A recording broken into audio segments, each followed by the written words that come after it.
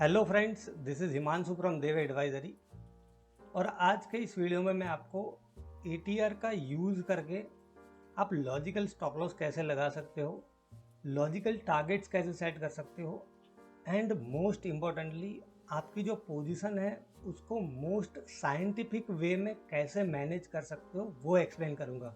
Because I get a lot of queries. या तो नए ट्रेडर्स को सबसे बड़ी दिक्कत यही होती है कि ट्रेड को, जो एक अच्छा ट्रेड है, उसको मैनेज कैसे करें। तो हो सकता है ये वीडियो आपके लिए काफ़ी हेल्पफुल रह सकता है और बहुत ही इंपॉर्टेंट चीज़ें मैं आपके साथ डिस्कस करने वाला हूँ। तो ये वीडियो को थोड़ा ध्यान से आप समझिएगा।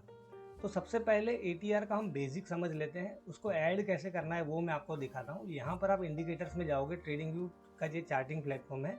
इंडिकेटर्स में आप जाओगे, आप लिखोगे यहाँ पर एटीआर, तो आपको मिल जाएगा average true range. ATR stands for average true range.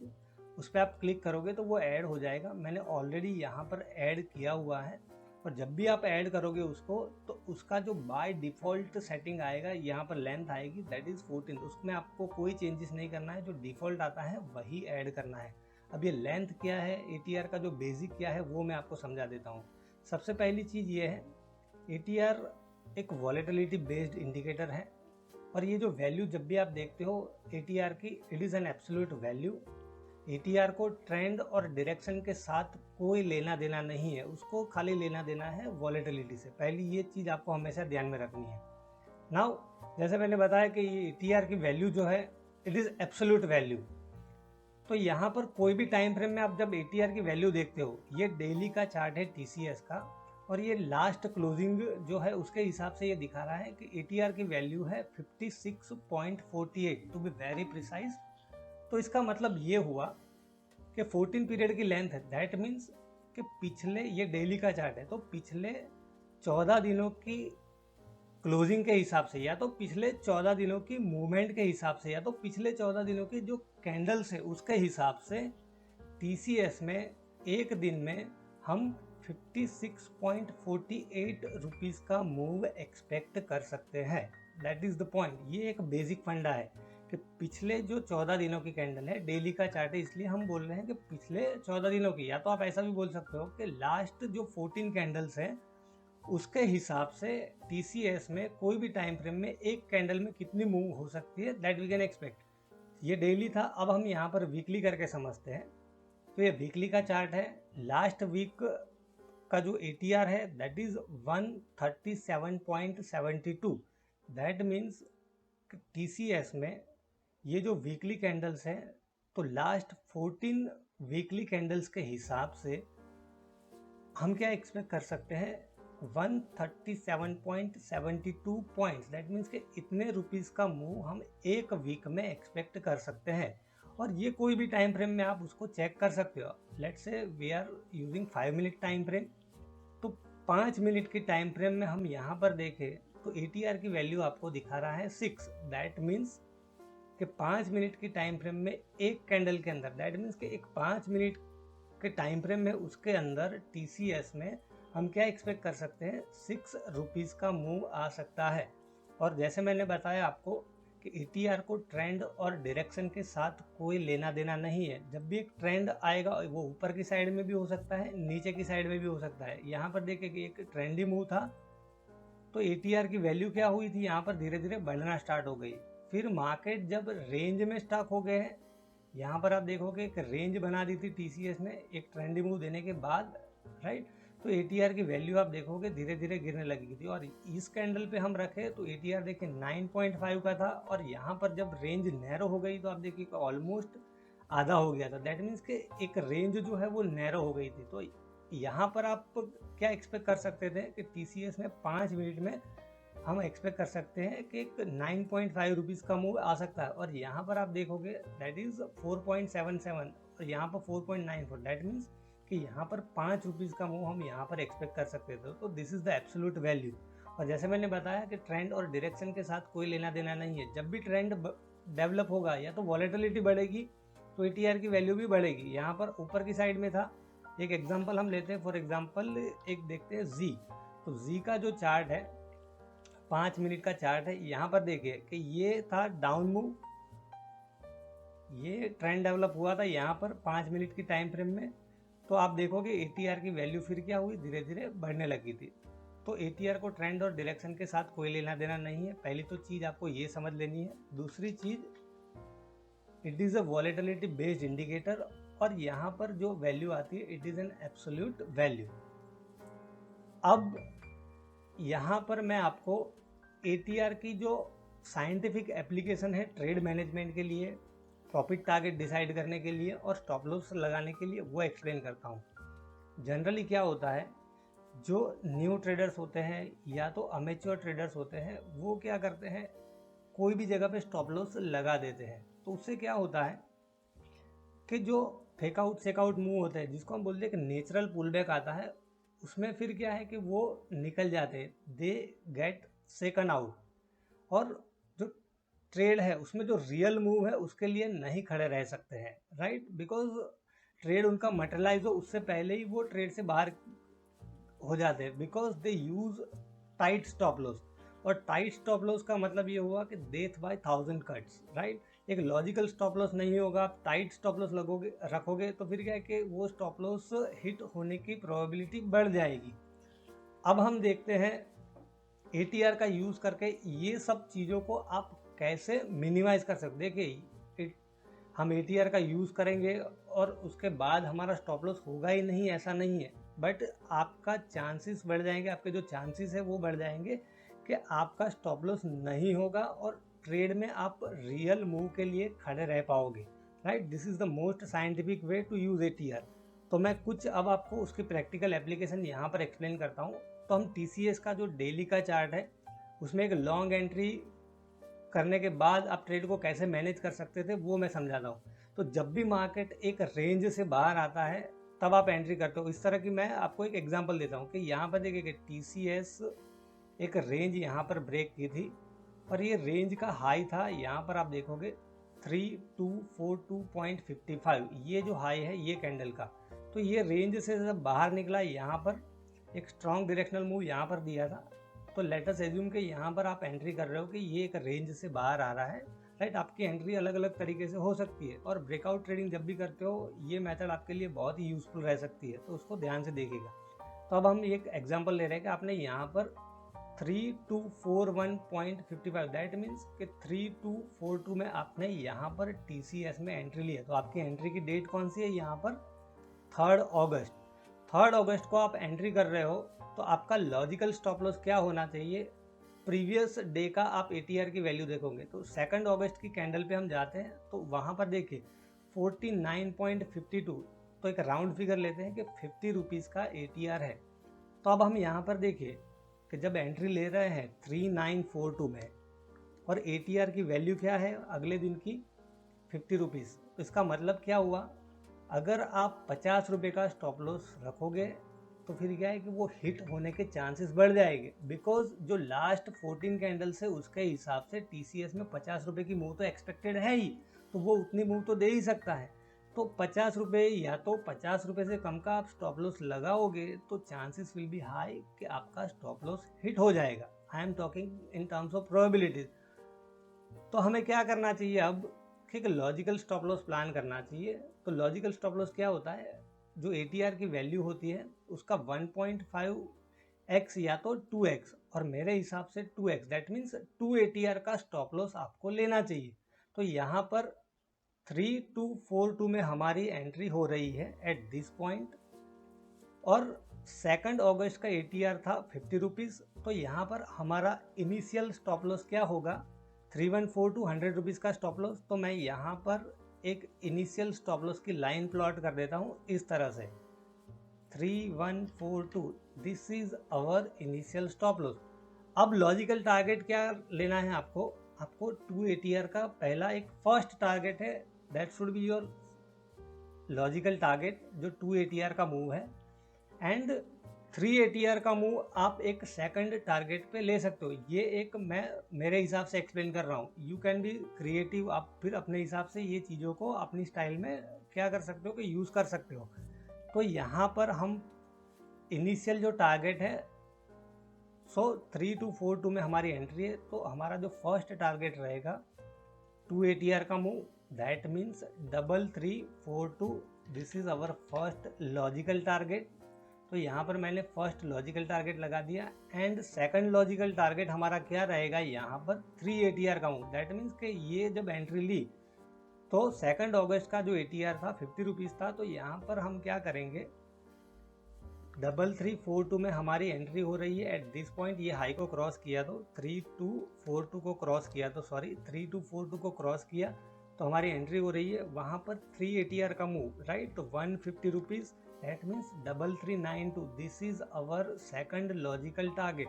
तो यहाँ पर मैं यहाँ पर जो सेकंड लॉजिकल टारगेट है उसकी लाइन भी प्लॉट कर देता हूँ इस तरह से।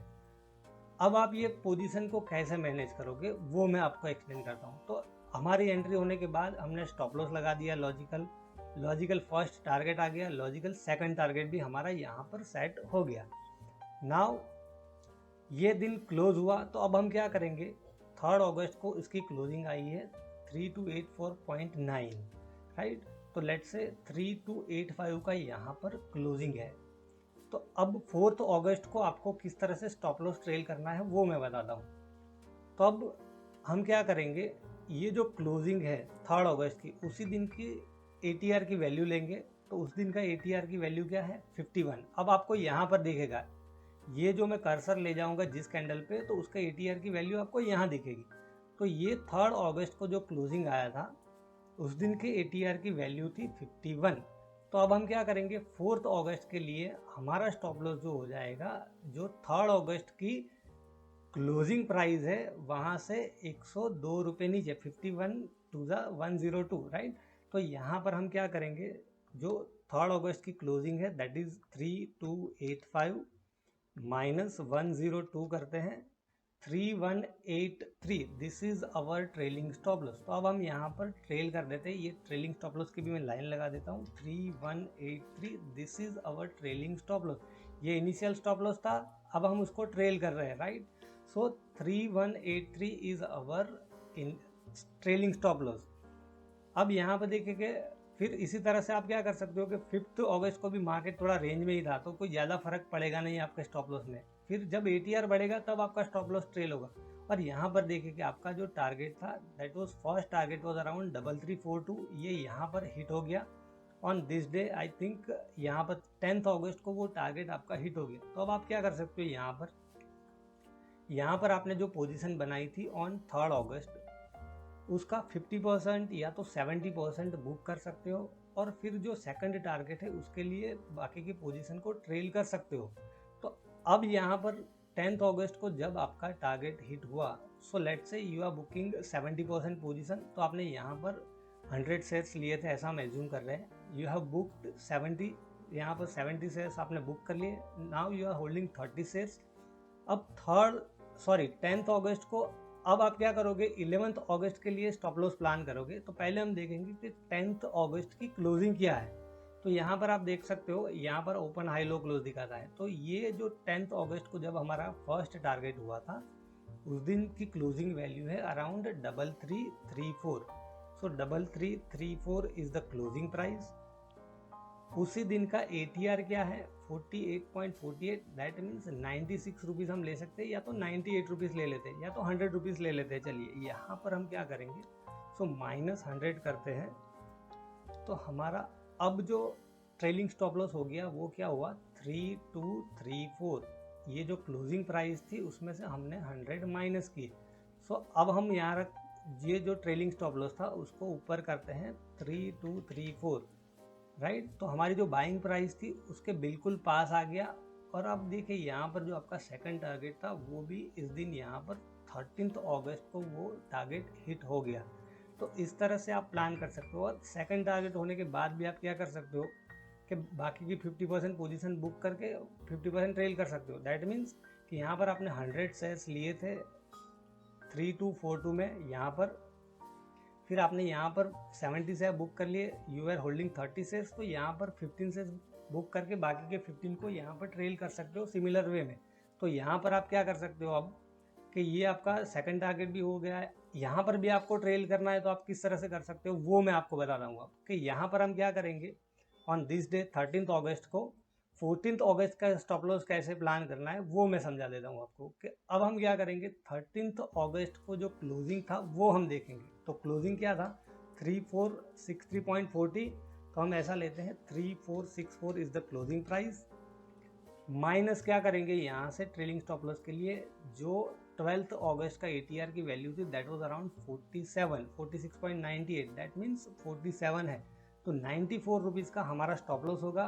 तो ये जो क्लोजिंग है 3464 माइनस यहाँ से 94 करेंगे 3370, ये जो हमारी स्टॉप लॉस की लाइन है ट्रेलिंग स्टॉप लॉस की उसको हम 3370 कर देते हैं यहाँ पर।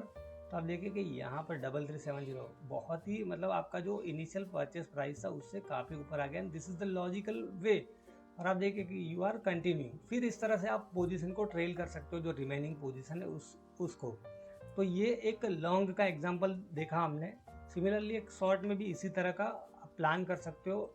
सिचुएशन थोड़ी रिवर्स हो जाएगी, फिर भी मैं आपको थोड़ा एक्सप्लेन कर देता हूँ। लेट अस सी सिप्ला में देखिए कि एक अच्छा सपोर्ट था, यहाँ पर एक रेंज में चल रहा था, एक हायर रेंज थी, यहाँ पर हाई बनाने के बाद इसी लेवल के आसपास कंसोलिडेट कर रहा था और ऊपर नहीं जा रहा था। और आप देखिए कि ये जो पैटर्न थी that was looking like head and shoulder pattern. अब देखिए कि ये हाई था, फिर ये हेड था और फिर ये मतलब राइट शोल्डर बनाया एंड फिर ये नेक लाइन को ब्रेक किया था, राइट। तो इस तरह से कुछ मतलब आप सोच के प्लान कर सकते हो, कोई भी अलग अलग मेथड हो सकती है आपकी। तो यहाँ पर एक अच्छा सपोर्ट था 943 के आसपास। आप देखिए यहाँ पर 943.5, फिर यहाँ पर लो देखोगे 944, यहाँ पर लो देखोगे 944.80, दैट मीन्स 943 के नीचे या तो 943 पर हम एंट्री कर रहे हैं, ऐसा हम एज्यूम कर रहे हैं। तो अब ये कैंडल पे आपकी एंट्री होती है दैट इज ऑन 27 जुलाई है। 27 जुलाई को आपकी सिप्ला में शॉर्ट एंट्री हो रही है। तो उस दिन हम क्या करेंगे, कौन सा स्टॉप लॉस लेंगे, पहली चीज़ कि यहाँ पर 26 जुलाई का जो ATR की वैल्यू है उसको लेंगे। तो यहाँ पर मैं रखूँगा कर्सर, तो आपको यहाँ वैल्यू दिखेगी। तो आप देखिए 26 जुलाई को उसकी वैल्यू है 15 रुपीज़। तो 943 में हम शॉर्ट एंट्री ले रहे हैं यहाँ पर सिप्ला में। 943 शॉर्ट एंट्री है, प्लस 30 रुपीज़ करेंगे। अवर इनिशियल स्टॉप लॉस वुड भी क्या होगा 973।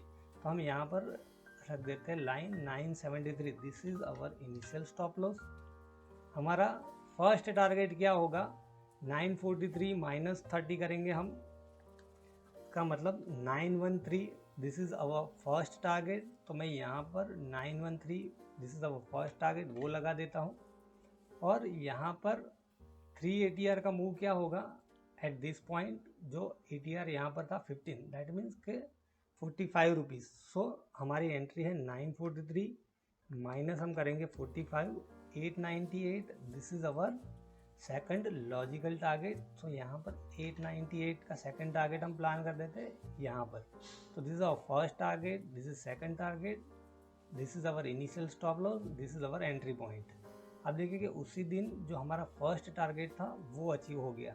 अब आप जो पोजीशन है रिमेनिंग पोजीशन को ट्रेल करना चाहते हो फॉर द सेकंड टारगेट, तो आप किस तरह से कर सकते हो कि यहाँ पर क्लोजिंग वैल्यू हम देखेंगे, क्लोजिंग है 913, राइट। उसी दिन की ATR की वैल्यू हम लेंगे दैट इज 17.5, बिकॉज ये वॉलेटिलिटी बढ़ी तो ATR की वैल्यू यहाँ पर बढ़ी है। पहले 15 रुपीज़ था यहाँ पर, अब 17.5 हुआ। तो अब हम क्या करेंगे 17.5 इंटू 2 करेंगे, 2 ATR का हम स्टॉप लॉस लेंगे और क्लोजिंग में ऐड कर देंगे जो 27 जुलाई की क्लोजिंग है उसमें। सो क्लोजिंग था 913, तो हमारा ट्रेलिंग स्टॉप लॉस अब क्या हो गया 948, जो हमारी एंट्री है उसके बिल्कुल पास हो गया। तो 948 का मैं यहाँ पर ट्रेलिंग स्टॉप लॉस की लाइन लगा देता हूँ। ये इनिशियल स्टॉप लॉस था, now we are trailing, this is the entry. ये फर्स्ट टारगेट अचीव हो गया। On the second day your second target was also achieved, यहाँ पर ऑन 28 जुलाई को। और बाकी की पोजीशन भी आप इस तरह से ट्रेल कर सकते हो। और ये जो मेथड मैंने बताई है ट्रेड मैनेजमेंट की, ये मैंने डेली में एक्सप्लेन किया। आप कोई भी टाइम फ्रेम में ये चीज़ को रेप्लिकेट कर सकते हो। सो आई होप फ्रेंड्स कि ये सब चीज़ें जो मैंने आपको एक्सप्लेन की है it will help you in managing your trades in the most scientific way. Thank you.